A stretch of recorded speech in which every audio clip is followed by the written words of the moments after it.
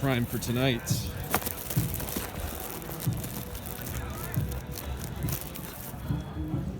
Got 4 nice stouts.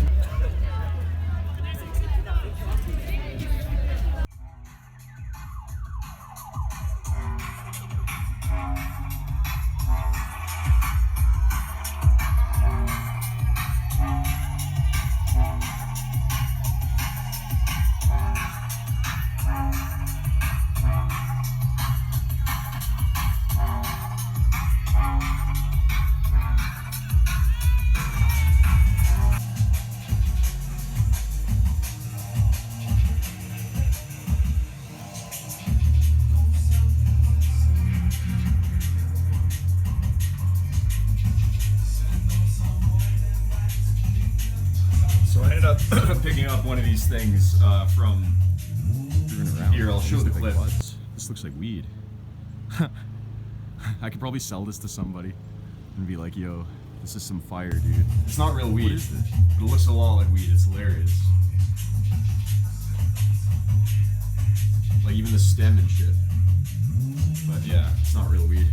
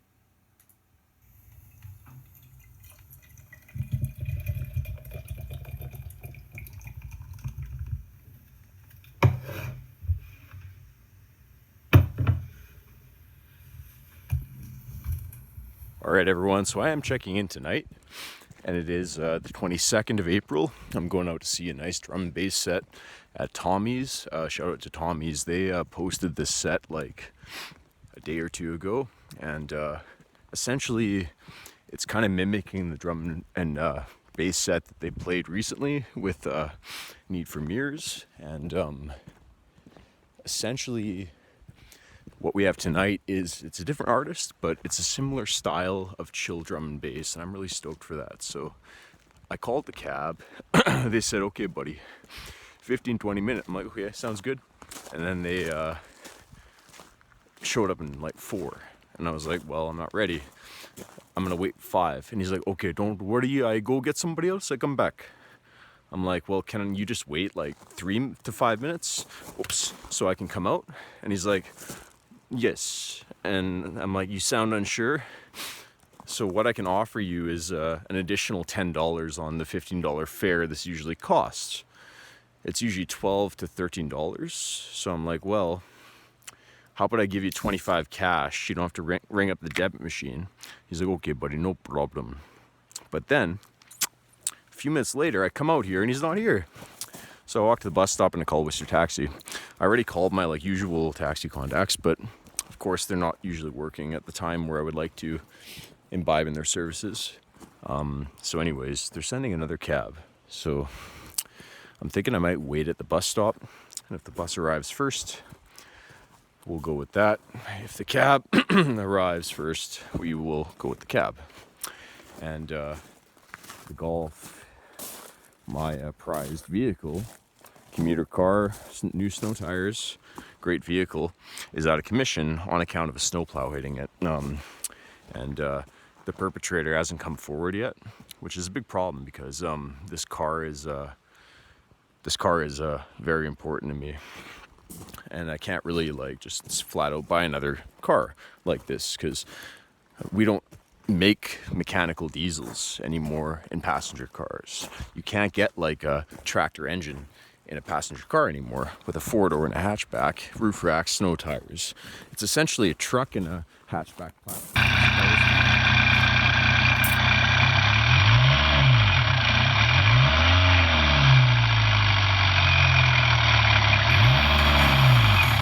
This is pretty fun too if you put a big old massive compound turbo setup and a huge fuel pump. But I wouldn't do this to my Golf. This is just cool though.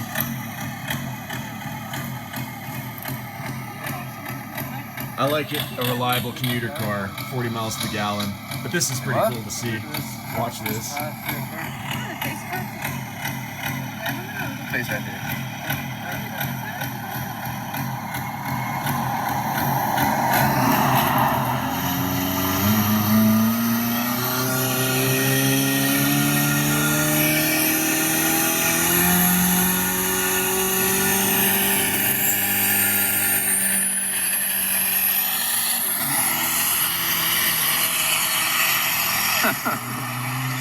Jesus. Big Papa Smoke.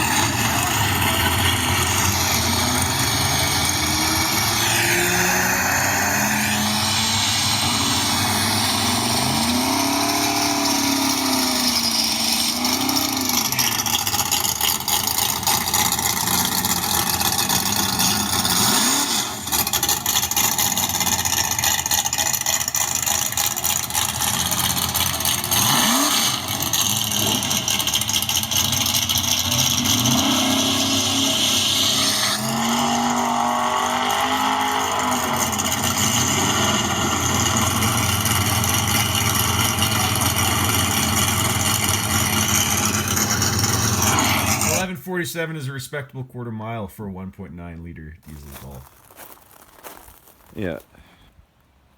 Yeah, so this is kind of what happened to it.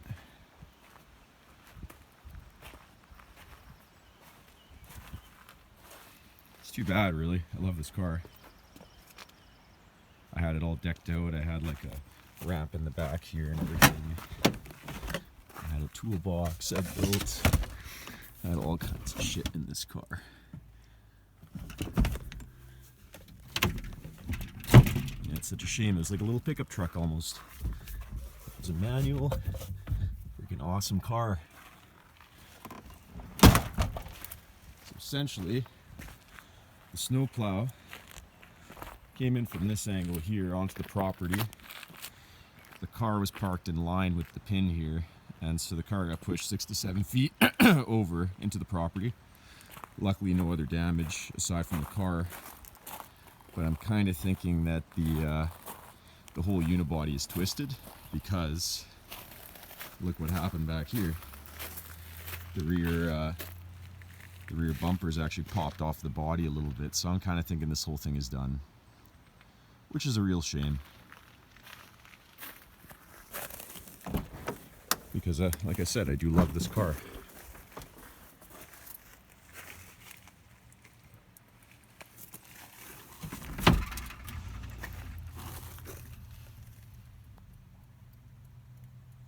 So I'm not going to make it too crazy. I'm just going to leave it at that for now.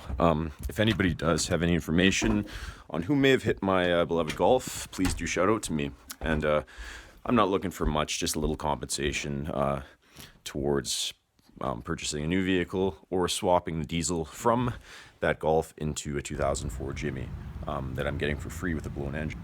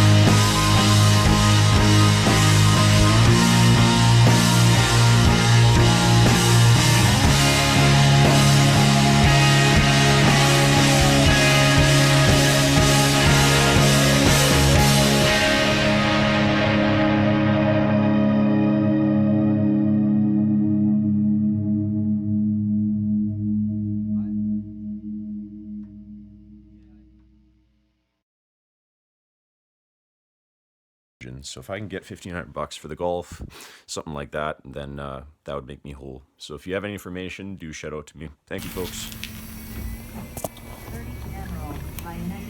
Hey man, are you headed to the village or are you going up to Emerald? Emerald? Okay, it doesn't matter because you're headed to the village after. So where's my pass?